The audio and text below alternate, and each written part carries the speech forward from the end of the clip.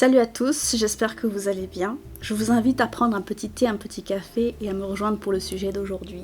Pendant ces vacances de Noël, quelqu'un m'a contacté via Discord pour me poser une question sur la drague de rue. Par la drague de rue, j'entends le fait de voir quelqu'un qui te plaît, que ce soit une fille ou un garçon, et de ne pas savoir s'il fallait l'aborder ou pas. Donc ce qui s'est passé, c'est que cette personne m'a donné son cas personnel. C'était une fille qui était très jolie, qui rentrait de faire les courses du supermarché et qui l'avait regardé avec un regard qu'il n'arrivait pas lui-même à analyser. Et il s'était demandé comment est-ce qu'il pourrait faire la prochaine fois qu'il la voyait. Est-ce qu'il aurait mieux fait de lui parler ou alors est-ce qu'il serait passé pour un gros lourd ou pas. Et ce que j'ai fait, c'est que je lui ai dit direct que mon avis, c'est juste un avis parmi d'autres. Je ne suis pas toutes les filles, tout le monde ne pense pas comme moi. Et ce serait juste subjectif. Le truc sur lequel je suis sûre, c'est que j'ai une intuition qui fait que lorsque j'ai un pressentiment sur quelqu'un, dans 90% des cas, c'est juste. Ce qui fait que ça m'a empêché de me retrouver dans des situations dangereuses ou qui auraient pu être dangereuses pour moi. Et je me rends compte qu'il y a des personnes où c'est pas évident de savoir si oui ou non il faut insister ou pas. Si oui ou non il faut se carapater ou pas. Et du coup je me suis dit que ce serait bien d'en faire un sujet de vidéo. Est-ce que ça vous intéresse que je parle de l'intuition ? Est-ce que ça vous intéresse que je parle du langage corporel ? Est-ce que ça vous intéresserait que je parle de certaines situations en particulier comme la drague de rue ou de certains contextes de drague tout simplement ? Et si c'est le cas, mettez-le moi dans les commentaires. Voilà. Donc là, en l'occurrence, la drague de rue, je peux vous donner mon ressenti puisque comme énormément de filles, j'ai été abordée, surtout quand je suis seule et que je suis en attente. C'est-à-dire que lorsque je vais en ville, c'est souvent pour rejoindre des amis ou pour attendre des amis parce qu'on a quelque chose à faire, un resto, un projet, manger quelque part, etc. Et ce qui se passe, c'est que lorsque j'attends mes potes, du moins c'est ce qui s'est passé jusqu'en 2019, puisqu'après je n'ai plus vraiment été abordée puisque je sortais toujours avec monsieur. Quand les personnes m'abordent, je les vois arriver de loin. Soit parce que j'ai détecté une attitude, un regard intéressé, ou que la personne n'est vraiment pas discrète, dans le cas où je la vois tourner autour de moi, mais limite de la même façon qu'un rapace autour de sa proie. Et je vous assure que c'est quelque chose de réel, parce que ça m'est arrivé plusieurs fois, même en étant mineure, et même en étant pas loin de mes parents qui étaient en train de faire quelque chose pas loin, quoi. Donc c'est quand même une attitude qui ne laisse pas place au doute, si vous voyez ce que je veux dire. Je vais essayer d'être le plus clair possible dans mes explications, mais s'il y a des choses que vous ne comprenez pas, dites-le moi, parce que c'est possible que je parte totalement en steak. La première chose qui est importante lorsque vous voulez aborder quelqu'un, soit pour lui demander un renseignement, soit pour aborder une discussion comme ça, regardez l'autre. Regardez ses réactions par rapport à vous, mais aussi ses réactions face à l'environnement. C'est-à-dire que par exemple, une personne qui est sortie par exemple pour faire les courses, souvent elle est sortie que pour ça. Elle fait pas trop attention aux autres personnes qui sont autour d'elle, ou alors si elle regarde les gens, c'est vite fait pour s'assurer qu'elle ne gêne pas, que ça va vite, si elle est pressée ou pas. Mais en général, elle accordera peu d'importance aux alentours et plus à ce qu'elle fait lorsqu'elle est vraiment concentrée et qu'elle a vraiment que ça à faire, tu vois ce que je veux dire. Donc dans cette situation-là, si la personne est pressée ou trop concentrée, je dirais que aborder une personne dans cet état d'esprit-là, c'est pas une bonne idée parce que elle n'aura pas du tout la tête à discuter, tout simplement. Il y a des regards qui, pour certaines personnes, sont difficiles à décrypter puisque tu peux regarder quelqu'un juste parce que tu es intrigué par la façon dont elle est habillée, ou bien parce que peut-être que tu l'as croisée quelque part, peut-être que tu l'as déjà vue, enfin, tu as un petit doute comme ça, du coup tu vas regarder la personne en mode... Tu vois ? Un peu en mode... Où est-ce que j'ai déjà vu cette personne ? Donc ce sera un peu appuyé, mais si elle se rend compte que vous n'avez pas été présenté ou quoi que ce soit, il y a une chance sur deux quand même qu'elle lâche elle laisse tomber. Si vous sentez que le regard est vraiment fixe, qu'elle vous regarde comme ça,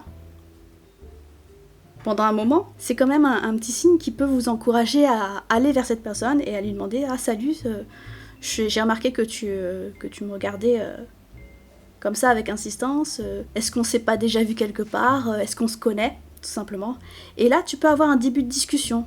Et tu as beaucoup moins de chances de te faire recevoir, entre guillemets, que si la personne a détourné le regard assez vite. Et puis tu as un autre regard, qui est pas un regard suspicieux ou interrogateur ou quoi que ce soit, mais juste un regard intéressé. Et là, en général, c'est avec un petit sourire, ou alors c'est très appuyé. Et en général, quand c'est très appuyé, c'est qu'il y a quelque chose. C'est qu'il y a quelque chose à gratter. Dans mon cas, j'ai jamais eu de regard trop appuyé. C'était surtout des regards carnassiers. Genre un petit peu comme le prédateur et sa proie. Ces personnes-là, je les regardais pas.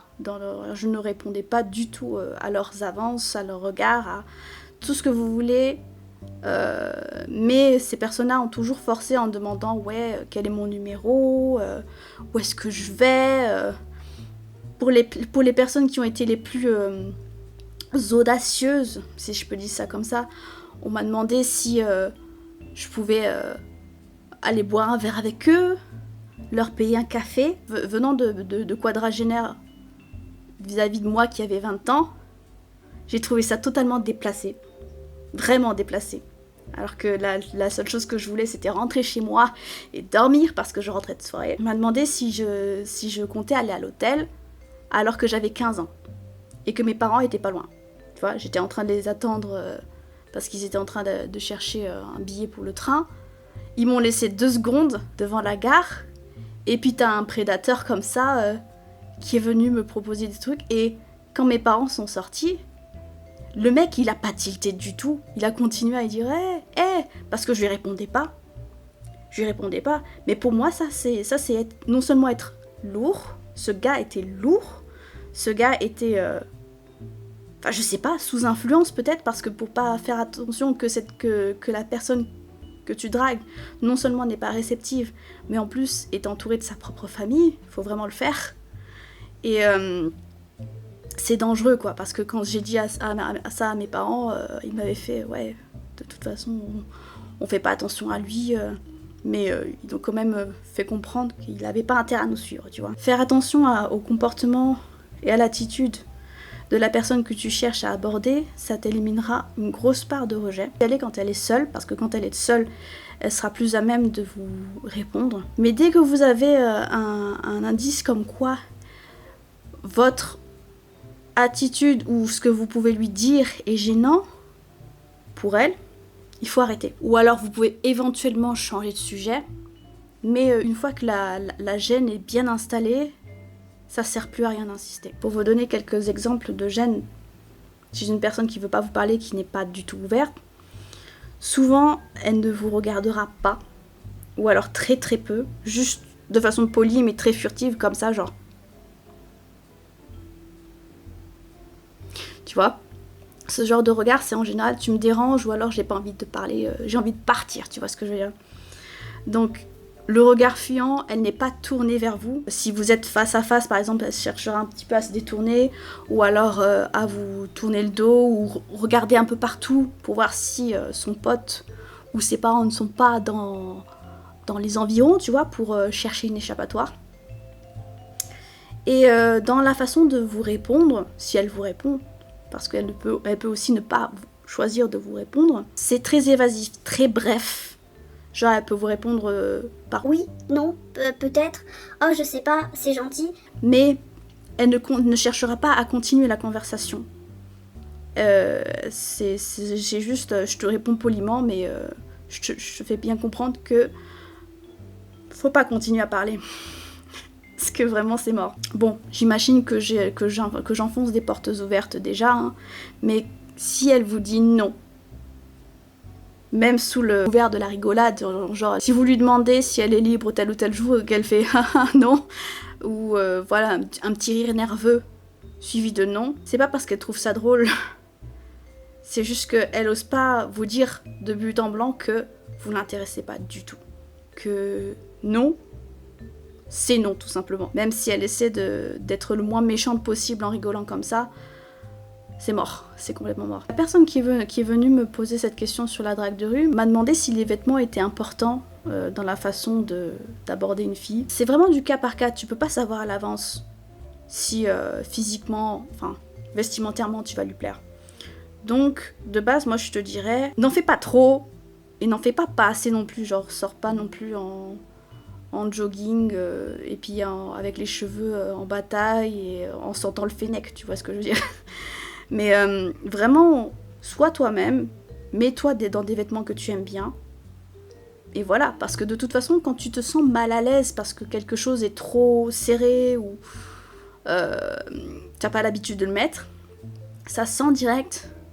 Et généralement, ça donne pas vraiment envie de converser avec toi parce qu'on sent que tu n'es pas à l'aise. Et discuter avec quelqu'un qui n'est pas à l'aise, c'est pas très agréable.